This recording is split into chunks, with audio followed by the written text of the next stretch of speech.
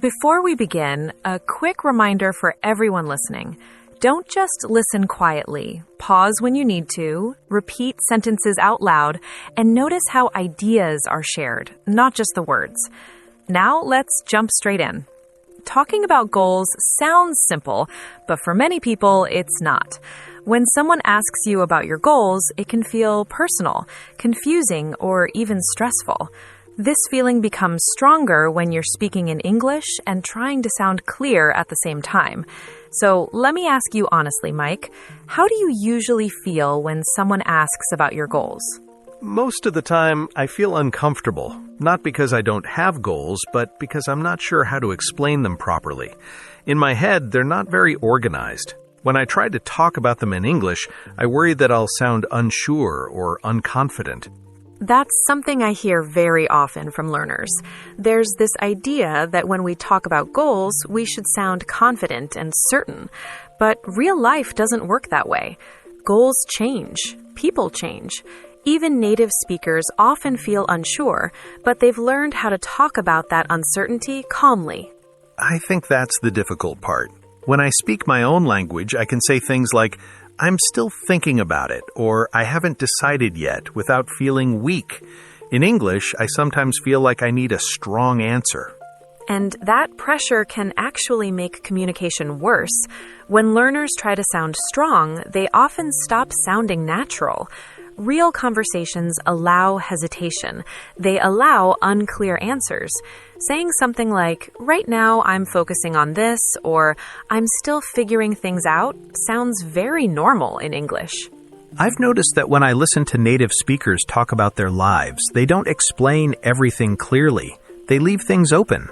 Yes, because conversation is not a presentation. You're not explaining your entire future. You're sharing a moment. Another important thing is that people often think goals have to be big. They think if the goal isn't impressive, it's not worth talking about. But that's not true in daily conversation. That's true. I sometimes feel embarrassed to talk about small goals, like improving my communication at work or becoming more confident in meetings. Those are very real goals, and they sound more honest than big, unclear ones. In everyday English, people often talk about goals that are connected to daily life. Feeling more confident, managing time better, learning how to communicate more clearly. These goals are common and relatable. When you say it like that, it feels more normal, less pressure. That's the idea. Another thing learners confuse is goals and dreams. A dream can be far away and unclear. A goal usually has some action behind it, even if it's small. For example, saying, I want to be fluent in English is a dream.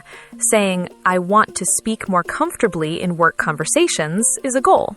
That difference helps a lot. It makes the question easier to answer. I don't need to talk about my whole life. I can just talk about what I'm working on now. Exactly. And talking about what you're working on now is very natural English. You can use phrases like these days, right now, at the moment, or recently. These phrases give you space. They show that your goals are not permanent or final. I like that. It feels more realistic, because my goals last year are not the same as my goals now. And that's completely normal. Goals change with experience. They change with responsibility. They change with confidence. Before we move forward, let me ask you one more thing. When someone asks you about your goals, do you feel more comfortable talking about short-term goals or long-term goals? Short-term goals, without doubt. Long-term goals feel risky to talk about because life changes so much.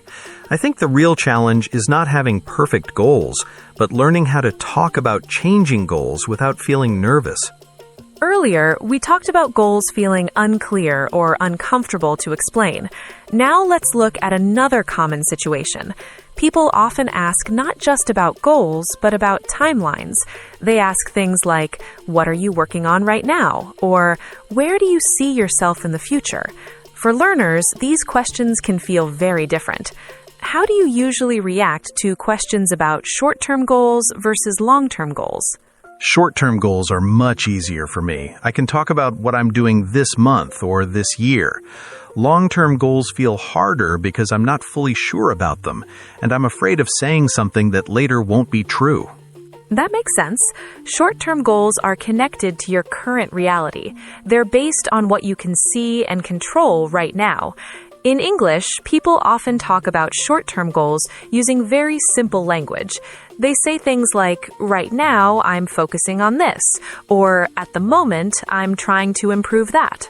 I hear those phrases a lot, but I didn't realize how useful they are. They make the answer feel lighter. Exactly. These phrases give you flexibility. They show that your goal is temporary, not permanent.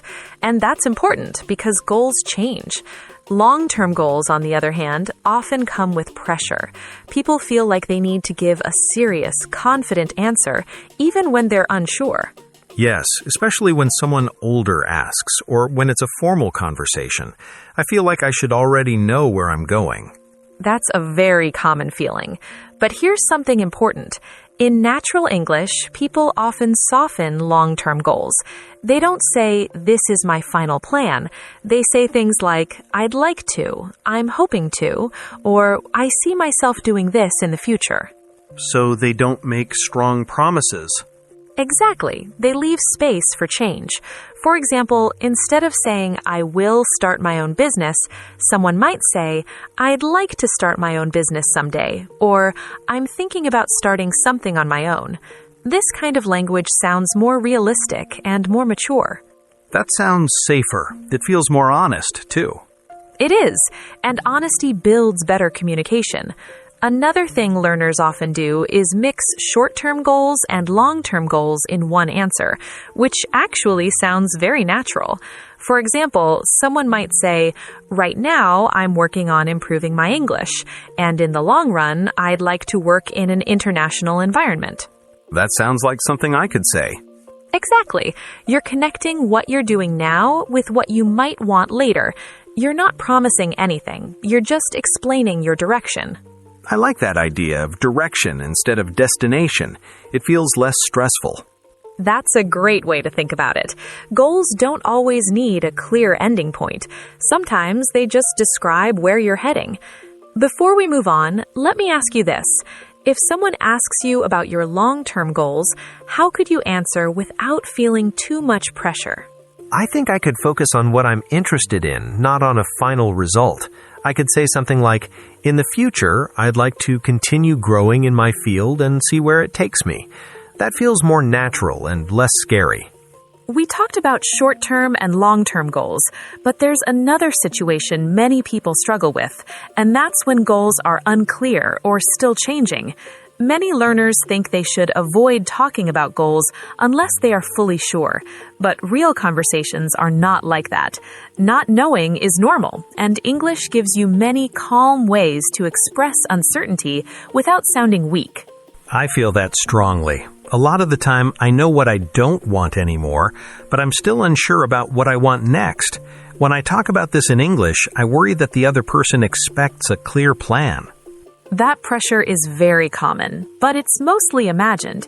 In natural English, people often talk about unclear goals using flexible expressions like, I'm still exploring my options, or I'm trying to figure out what suits me best. These phrases sound thoughtful, not confused. Let me ask everyone listening something important. Are your goals clear right now, or are they still changing? And how would you explain that in English? Share your answer in the comments section. If I answer that honestly, I would say my goals are still changing, but I'm learning from the process and becoming more aware of what matters to me. And that is a strong and mature answer. Another habit learners have is apologizing for uncertainty by saying things like, sorry, I'm not sure yet. You don't need to apologize for being human. Instead, you can explain your thinking by explaining you're open to possibilities or taking time to decide. That really changes my perspective. It feels easier to talk about goals when I focus on explaining my thinking instead of trying to give a perfect answer. We've talked about clear goals and unclear goals, But there's another very real part of this topic that people don't always talk about, and that's what happens when goals meet reality. Many learners think goals are something you set once and then follow, but in real life, goals often change because of time, money, family, health, or confidence. I've experienced that. I had goals that felt very clear a few years ago, but then life changed. My responsibilities changed, and some of those goals became unrealistic or less important. That's very normal. One mistake learners make is thinking that changing a goal means failing. In English, people often talk about this in a very calm way. They say things like, "I had to adjust my plans," or "things didn't go as expected." These sentences sound mature and realistic. I like those phrases because they don't sound negative. They just explain what happened. Exactly. Reality is not negative or positive, it's just reality. Another common situation is falling behind. People plan to do something by a certain time, but then life slows them down. Instead of saying, "I failed," native speakers often say, "I fell behind," or "I'm a bit behind schedule." I usually avoid talking about that because it feels embarrassing. Many people feel that way, but talking honestly about challenges actually builds connection. You can explain the reason without oversharing. For example, you might say, "I had some personal things to deal with," or "I needed more time than I expected." That sounds respectful and clear. That feels much easier than trying to hide it. Another important idea is that some goals don't disappear, they just change shape. Someone might say, "This isn't the right time, but I still want to come back to it later." That shows patience, not weakness. I've never thought about goals changing shape, but that's true. Some goals are still there, just quieter. Exactly. And English allows you to express that softly. You don't need dramatic language. You can say, "For now, I'm focusing on something else," or "It's not my priority at the moment." These phrases sound very natural. This makes me realize that talking about goals is really about talking about life, not just plans. There's one more part of goal conversations that many learners find difficult, and that's social pressure. Goals don't exist in isolation. Family, friends, colleagues, and even social media influence how we think about our goals and how we talk about them. Sometimes the pressure is not direct, but it's still very strong. I feel that a lot, especially when people around me seem very confident about their plans. When someone talks about promotions, businesses, or moving abroad, I start comparing my situation to theirs. Comparison is very common, and it can quietly change how you talk about your own goals. Learners often start minimizing their goals or exaggerating them because they feel judged, even when no one is judging them directly. Yes, sometimes I talk less about my goals because I don't want questions, and sometimes I talk bigger than I feel because I don't want to seem behind. That's an important observation. In English, it's very normal to set boundaries around goal conversations. You don't have to explain everything. You can choose how much you share. For example, saying, "I'm focusing on a few personal things right now," is a complete and polite answer. That sounds respectful, but still private. Exactly. Another useful idea is separating other people's expectations from your own goals.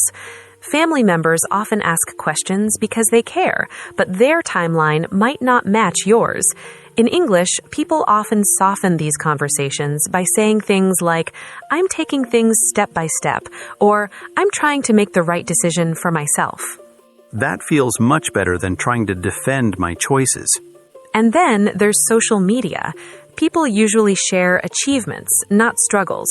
When learners compare their behind-the-scenes life with someone else's highlights, they feel pressure to explain themselves. That's very true. After seeing posts online, I sometimes feel like I should be doing more or moving faster. It's important to remember that goal conversations don't require performance. You're not competing, you're communicating. Simple phrases like, "I'm happy with my progress," or "I'm moving at my own pace," sound confident and balanced.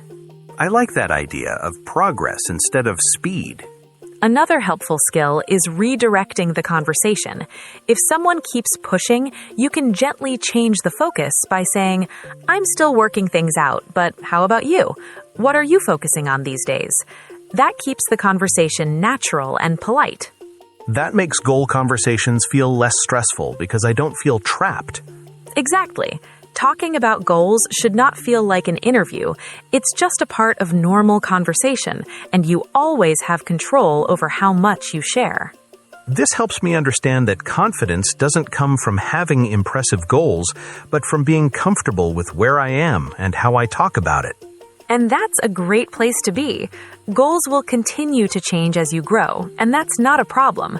The more comfortable you become talking about them, the more confident your English will sound naturally.